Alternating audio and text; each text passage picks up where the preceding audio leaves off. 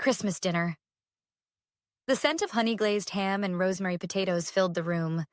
The fireplace crackled softly, and Bing Crosby crooned in the background. It looked like a picture-perfect holiday, until my brother Jason stood up, tapped his glass with a fork and said, "We voted, and we all agree that it's better if you just disappear." Silence. Then laughter. Actual laughter. Mom leaned back in her chair, swirling red wine in her glass like a movie villain, and added with a smirk, "We'd all be better off without you, Kelly." Even Grandma chuckled. I looked around the table. 12 people. 12 faces I had grown up with, shared holidays with, made sacrifices for. And not a single one looked surprised. Not one looked concerned. Jason grinned. That smug little grin he always wore when he thought he'd won something. "We're not saying you should, die or whatever," he added, waving his hand dismissively. "Just disappear. Move away. Stop coming to family things. Let it go." Let it go? Like I was the problem. I sat still, hands in my lap, heart pounding like a drum in my ears. But my face? Calm, cold even. Because I'd prepared for this. I'd known it was coming. I reached into my bag and pulled out a simple black folder. It wasn't flashy. It didn't need to be. Just the weight of it hitting the table made everyone stop laughing. "What's that?" Jason asked, his voice tight now. I didn't answer, just slid the folder across the table until it stopped in front of him. "You wanted me gone," I said, finally meeting his eyes. "So here, Merry Christmas." He hesitated, then opened it. The change in his expression was almost too good to be real, like watching a stage actor go from cocky to confused to pale all in 30 seconds. He turned a page, then another. "Is this?" "Yep," I said calmly. "It's all real." Jason's wife leaned over his shoulder, her face twisted. "What the hell is this?" Before anyone else could react, Mom slammed her wine glass down. "Kelly, what did you do?" I smiled.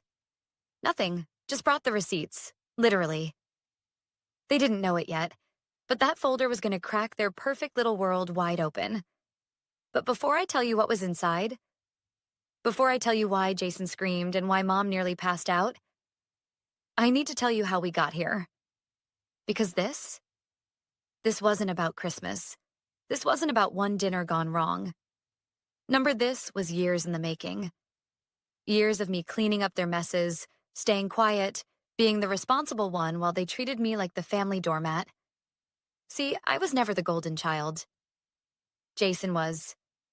He could light the house on fire, and Mom would blame the lighter. I, on the other hand, could sneeze too loudly and get accused of ruining dinner. My whole life, I was the one who handled things. Bills, emergencies, bailouts.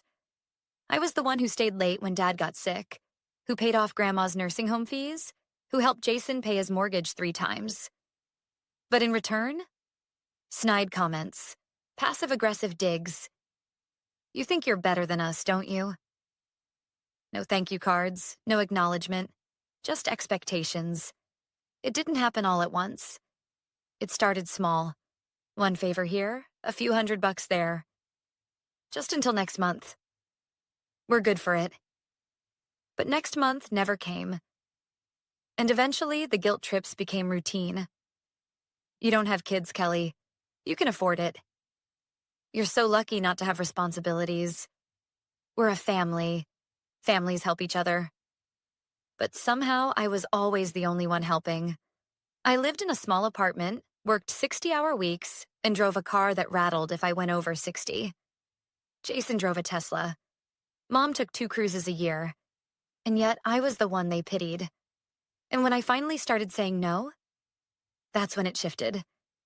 Suddenly, I was difficult, cold, selfish. And now, here we were. Jason standing at the head of the Christmas table like some sort of budget Caesar, announcing my exile like it was a game show decision. We voted. As if I was ever given a chance to speak. But I didn't need a chance. I had the folder. And the folder? That was my vote. This story isn't about revenge. It's about truth. It's about finally seeing things clearly without the fog of guilt or obligation. It's about knowing your worth, even when the people closest to you try to bury it under a pile of tradition, manipulation, and expectations. You don't end up being the family scapegoat overnight. It happens slowly, like a slow leak in a tire. One favor turns into 5. One small loan turns into a financial sinkhole. One dismissive comment becomes the only way people talk to you. And if you're not careful, you wake up one day, surrounded by people who only see you as the help. That was my life. The truth? I didn't mind being the responsible one. At first, I liked having my life in order. I liked being the one people turned to in a crisis because I could fix things. And for years, I told myself that meant something. That it earned me a seat at the table. That maybe one day they'd see me as more than the background character in their chaotic drama. But responsibility in a toxic family is a curse disguised as praise. I was 23 when it started. Dad had lost his job. Something about downsizing, although everyone knew it was because he'd mouthed off to his boss one too many times. Jason, my older brother, had just totaled his second car in under a year. And Mom? She was already 2 months behind on the mortgage, but still managed to book a girl's trip to Cancun. And me? I had just started my first real job. Entry level. Benefits. A paycheck that made me feel like I was finally becoming an adult. I was proud. I was hopeful. I wanted to build something for myself. Instead, I walked into chaos. Just help out for a little while, Mom said one night over the phone. We'll pay you back. You know we're good for it. I wanted to believe her, so I sent money. Not a lot at first. Just enough to help cover groceries, the light bill, a new used car for Jason. That was the first time. It wouldn't be the last. Over the next 5 years, I paid for everything from car insurance to dental work to a private tutor for Jason's son, Tyler. I helped with rent, utilities, even a wedding deposit Jason later forgot to cancel after calling off the engagement. I never complained. Not out loud. I just adjusted, cut back, ate ramen more often than I'd admit, took on freelance projects on weekends, skipped vacations, put off saving for a house. Because they were family. And I thought that's what family did. But they didn't treat me like family. Not really. They treated me like a service. Whenever I visited, I was greeted with half-hearted hugs and backhanded compliments. Wow, look who finally decided to show up. Must be nice to live in a clean apartment with no kids running around. Oh, here comes Miss Fancy Job with her little laptop. I brushed it off at first, laughed along. But over time, it started to sting. Especially when I realized the jokes were always at my expense. The digs were deliberate. And the gratitude? Non-existent. One Christmas, I bought everyone thoughtful gifts. Jason a smartwatch, Mom a spa package, even Grandma a heated blanket because she always complained about the draft. You know what I got? A pair of socks from a dollar store. Still had the sticker on them. And when I raised an eyebrow, Mom said, "Oh, you don't need anything. You already have everything." Like I was selfish for having stability. It was around that time I started keeping track. Not just emotionally, but literally. Spreadsheets, bank transfers, emails, texts. Can you help with? And we just need a little. Because something in me shifted that year. Maybe it was the way Jason rolled his eyes when I said no for the first time.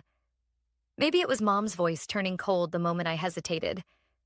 Or maybe it was just the quiet realization that my worth in this family had been boiled down to what I could give. Not who I was. And when I finally stopped giving, they started treating me like I was the problem. Suddenly, family dinners were being held without me. Phone calls went unanswered. I was left off the group texts. I became the villain in a story I didn't even realize they were writing. But here's the thing they didn't count on. I was watching. Listening, documenting, not for revenge, but because I needed to remind myself that I wasn't crazy, that it really was as one-sided as it felt. that I wasn't just imagining the imbalance. And eventually, that folder started taking shape. At first, it was just a few receipts, a few email chains. But the more I looked, the more I found. The timeline was brutal. 5 years, tens of thousands of dollars, and not a single cent repaid. Not one. And it wasn't just about money. It was the entitlement, the lies, the manipulation, the twisted belief that because I didn't have a husband or kids, I didn't have a life, that I owed them mine. So by the time Christmas rolled around and Jason stood up with that smug little smirk to deliver his "we voted" speech, I wasn't surprised. I was ready. And that folder? That was 5 years of truth, bound in black cardstock. But they didn't know that yet. Jason flipped open the folder with the cocky confidence of someone who thought they were in control. You could almost hear his smirk in the way he said, "What's this supposed to be, your diary?" But the second he turned to the first page, that smirk vanished. His eyebrows furrowed. He blinked once, then again. By the time he reached page 3, he stopped flipping. He just stared. "What the hell is this?" he muttered. I leaned back in my chair and took a slow sip of wine. "Documentation," I said. "Every loan, every payment, every receipt. Since 2017, Jason's wife leaned over to see. This can't be real." Jason didn't answer. His face had gone pale, like someone had sucked the air out of his lungs. Mom reached across the table and pulled the folder toward her. "Kelly, what are you doing?" "I'm just reminding everyone," I said. "Who's been holding this family together?" She flipped through the folder. Bank statements, screenshots of texts, email threads, a full spreadsheet, color-coded, dated, annotated. $1,200 for Jason's second car down payment. $3,600 to cover the mortgage for 3 months when Dad lost his job. $5,000 for Mom's property tax bill, paid the same month she went to Vegas with her friends. $800 to help Jason's son get into a summer program, followed by a text message saying, "Don't worry, you're good for it." And that was just the first section. Jason tried to speak, but only managed a stammered, "You kept records?" "Of course I did," I said calmly. I had to. Otherwise, it would have all disappeared, like it never happened. Mom's hand was trembling now as she held the page. "This is twisted," she whispered. "No," I said. "What's twisted is asking your daughter for money to fix your roof and then posting pictures from a beach resort 3 days later." Jason's wife looked up sharply. "Wait, that was the money you used? You told me it came from your tax refund." Jason shot her a glare. Dad hadn't said a word since the folder came out. He just sat there, face blank, staring into the middle distance like he was watching a train wreck and couldn't look away. I turned to him. "You knew?" I said. "You saw what they were doing to me, and you let it happen." Still, he said nothing. "This isn't just about money," I added. "It's about respect. About how, for years, I was treated like the family's emergency fund, therapist, and emotional punching bag. And the one time I said no, suddenly I was the bad guy." Mom slammed the folder shut. "This is completely inappropriate. You're making a scene." "No," I said, my voice sharp. "Jason made a scene when he stood up and said I should disappear. I'm just telling the truth." Jason stood up now, shoulders tense. "You think this proves something? That we're bad people?" I stood too, finally matching him eye to eye. "I think it proves that you never saw me as a sister, just a resource." "You could have said no," Mom said, arms crossed. "No one forced you to help." "I did say no," I shot back. "And look what happened. You iced me out. You voted me out." Grandma, who had been mostly silent, finally spoke. "This isn't the time or place for this." I turned to her slowly. "Actually," I said, "it's the perfect time. Because for once, you're all in the same room. For once, you're all forced to see it. No pretending, no selective memory, just facts. Jason picked the folder back up, his fingers flipping faster now. This doesn't prove anything except that you're obsessive. No, I said quietly. It proves that you were all fine with using me, until I stopped letting you. Then came the breaking point. Page 23. Jason paused. What's this? He muttered. His eyes darted back and forth. His mouth opened slightly. What is it? Mom asked. Jason didn't answer, so I did. It's the credit card statement showing Jason booked a suite at a luxury hotel in Miami the same weekend he told you guys he was working late to catch up on bills. Jason's wife froze. Wait, that was our anniversary weekend. You said, I was, Jason blurted. I mean, I was working. She wasn't with you, was she? I asked. Jason looked at me like he wanted to throw something, but he didn't deny it. His wife stood up and grabbed her purse. We're done. Jason tried to follow her, but she was already out the door. The room was silent again, except for Mom. She whispered, You ruined Christmas. I looked at her, really looked at her, and then I said, calm as ever, no. I just stopped pretending. Silence hung in the air, heavy and suffocating. The folder lay closed on the table, its contents like a ticking time bomb that had just detonated. Jason's wife had stormed out, her departure leaving a void that seemed to echo louder than any words spoken. Mom sat rigidly, her hands clenched into fists on her lap, knuckles white. Dad stared at his plate, as if the mashed potatoes held answers to questions he couldn't voice. Grandma's eyes darted between us, confusion etched deep into her wrinkled features. I broke the silence. This isn't about revenge, I said, my voice steady. It's about accountability. Mom scoffed, a bitter sound. Accountability? For what? Helping your family? I met her gaze. Helping is one thing, being exploited is another. Jason finally spoke, his voice low and defensive. You could have said no. I did, I replied. And look where that got me. Grandma leaned forward, her voice trembling. Kelly, dear, families have ups and downs. We argue, we make mistakes, but we come together in the end. I sighed, the weight of years pressing down on me. This isn't a simple argument, Grandma.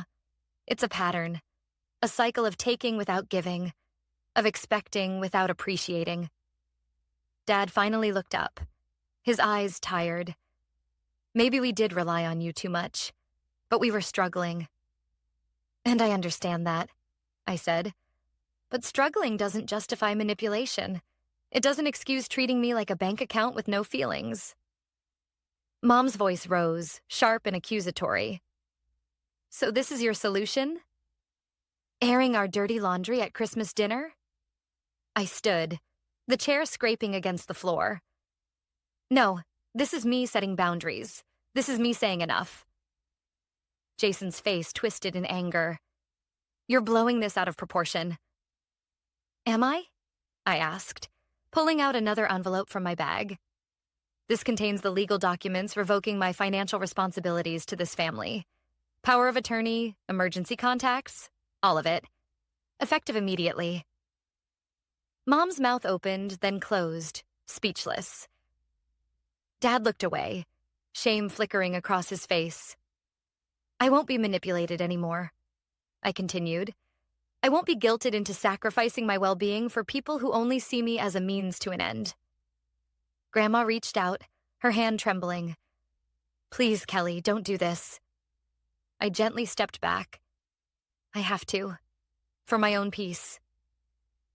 With that, I turned and walked out, leaving behind the stunned silence, the cold food, and the remnants of a family that had long since stopped being one. When I stepped outside that night, the cold hit me like a wall. But it wasn't bitter anymore. It was clean, crisp, like the air had finally cleared after years of holding my breath. I didn't go back to my apartment right away. I drove aimlessly for a while. No destination, just silence and headlights and the hum of tires on wet asphalt. Eventually, I parked near the lake. The one Dad used to take me to when I was little, before everything got complicated. The water was still, black as ink. I sat there for a long time, engine off, fingers curled around the steering wheel, the folder still in the passenger seat. The same one that had cracked my family wide open just hours earlier. I should have felt triumphant, victorious. But instead I just felt empty. Not regretful, not angry, just hollow. Because even when you prepare for something like that, even when you know in your bones it's the right thing to do, there's still grief. Grief for the version of your family you kept trying to believe in, the version that never really existed. The next day was quiet. So was the day after that. No calls, no texts, not even one of those passive-aggressive, just checking in messages my mom was famous for. And for the first time in a long time, I didn't feel the need to fill the silence. I didn't reach out to explain myself. I didn't send a follow-up email or a voice note or a long-winded apology. I let the silence stretch. And it was beautiful. I brewed coffee slowly that morning, ate breakfast without my phone next to me. I opened the windows and let the cold air in. For once, I wasn't waiting for the next crisis. I wasn't checking my bank app to see what damage had been done overnight. I wasn't walking on eggshells. I just existed. I started doing small things for myself, things I hadn't made time for in years. I rejoined the gym I'd canceled 3 years ago to help Jason pay his electric bill. I made a dentist appointment.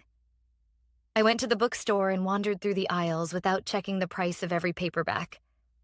I started therapy. Not because I felt broken, but because I didn't want to become bitter.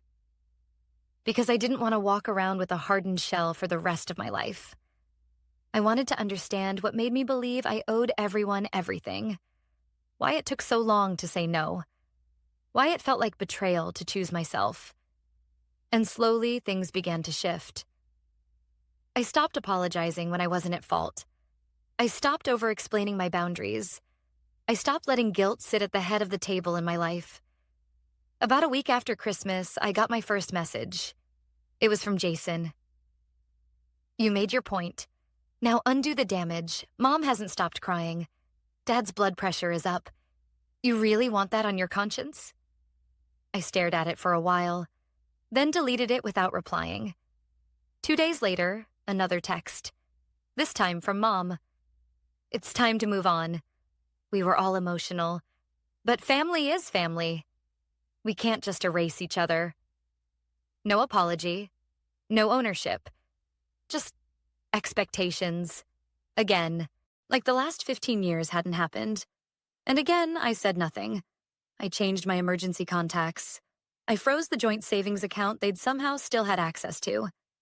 I set up mail forwarding and started looking at apartments in another city, one I'd always dreamed of living in but never dared to pursue because I felt tethered. Not anymore. I began to rebuild a life where I wasn't defined by what I gave up for others. I went out with friends I hadn't seen in ages. Friends I'd distanced myself from because I was always too busy with family emergencies. They welcomed me back like I'd never left. I laughed. Genuinely laughed. I posted a photo of us at dinner on Instagram. No captions, just smiles. And that's when the flood began. First Laura, my cousin, who had clapped when Jason voted me out. "I didn't know you paid for my tuition. I thought it came from your parents. I'm sorry, truly." Then Jason's wife, now ex-wife. "He lied to me. For years. Thank you for showing me the truth. I filed the divorce papers. You did the right thing." And the wildest message of all? A DM from someone I hadn't spoken to since college. "I saw your story. Just wanted to say, proud of you. That couldn't have been easy." That one hit me harder than all the others, because they were right. It wasn't easy. It was brutal, but necessary. And with every sunrise, every new routine, every breath that didn't carry the weight of someone else's expectations, I realized something. This wasn't the end of my story. It was the beginning. The beginning of a life where peace wasn't a reward I had to earn. Where love didn't come with conditions. Where I could be generous without being used. The next chapter of my life? I was finally writing it for me. It took 3 weeks, 3 weeks of silence before the final attempt came. A letter. Handwritten. No return address, but I knew that handwriting like I knew the sound of my own name. It was from Mom. 3 pages, front and back. The first page was full of carefully chosen words, remorseful but never quite apologetic. She wrote about how things got out of hand at Christmas, how Jason had let his emotions get the best of him, how I was always the strong one, and how she just assumed I could handle more. The second page shifted. The tone changed. It turned to guilt. How Dad wasn't sleeping, how Grandma had been asking about me daily, how Ellie, Jason's daughter, kept saying Christmas felt weird this year. And the third page? The third page was the hook. They were behind on their mortgage. Dad's medication wasn't covered. Jason's ex-wife was demanding spousal support. They just needed a little help to get through this rough patch.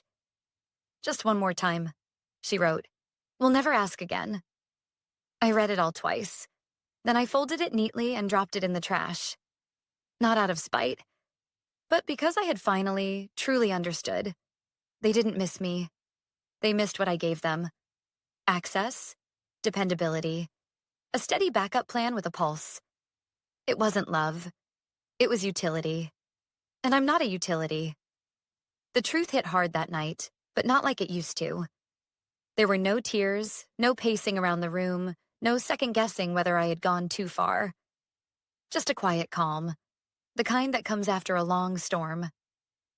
I poured a glass of wine, sat by my small fireplace, and thought back to that night. Christmas dinner, the moment Jason stood up and said I should disappear. The irony is, I did. Just not in the way they hoped. I disappeared from their narrative, from the role they'd written me into years ago. The reliable one, the financially stable one, the childless one who could afford to give. I walked off their stage, left the script in flames, and they had no understudy. A week later, I got a call from an unknown number. I let it ring out. No voicemail. Then came a text. Please, Dad's in the hospital. I thought you'd want to know. Jason. He didn't say what happened. He didn't apologize. He just used the one card he thought I couldn't ignore. And I didn't. I sat with it. I let myself feel it. And then I decided something important. I wasn't going to let biology override boundaries. If Dad wanted me there, he could have picked up a phone himself. If Mom had meant what she wrote, she would have started with, I'm sorry, not we need. Instead of replying, I called the hospital myself, asked for the floor nurse, confirmed he was stable. And that was enough. I no longer needed to show up to prove I cared.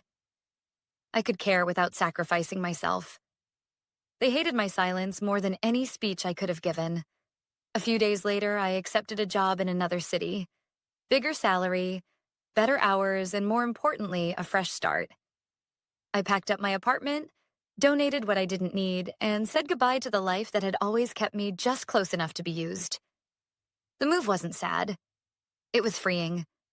I got a new number. I blocked the old ones. I started going to local events, made new friends. Ones who didn't expect anything from me except authenticity. I even adopted a dog from the shelter. His name's Milo. He doesn't care about my past. Just that I come home. One night, sitting on my new balcony with Milo curled up at my feet, a friend asked, Do you ever think they'll change? I looked out at the city lights and said, I don't know. But that's not my responsibility anymore. She nodded. Do you miss them? I thought about it. About the moments that could have been, not the ones that were.